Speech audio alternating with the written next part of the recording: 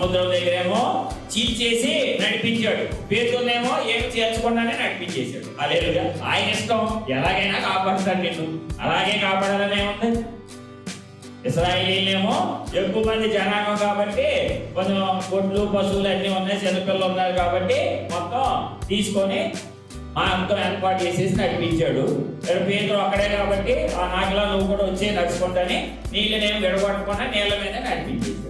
ఆయన ఇష్టం, సృష్టి ఆయనది, సముద్రం ఆయనది, నీళ్ళు ఆయనది, భూమి ఆయనది, ఆకాశం ఆయనది. ఎలాగైనా నడిపిస్తాడు, రైలుగా నడిపిస్తాడు, తలకిందులుగా నడిపిస్తాడు, పడుకోబెట్టి నడిపిస్తాడు. ఆయన ఇష్టం, ఎలాగైనా నిన్ను నడిపించేది ఆయనే.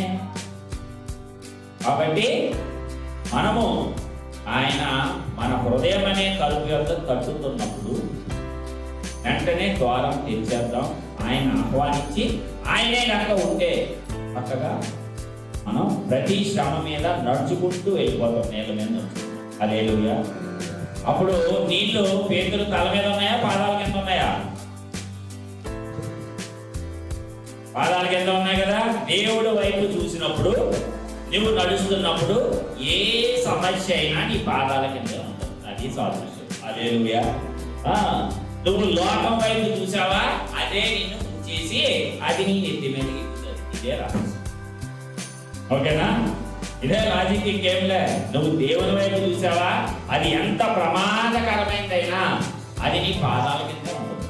అది నిన్ను చంపేసేదైనా, నీ వ్యాధి అయినా, నీ రోగమైనా, నీ అప్పు అయినా, నీ ఇబ్బంది అయినా, ఏదైనా నీ పాదం కిందే పెడతాడు ఆయన వైపు చూస్తూ నడిచినప్పుడు.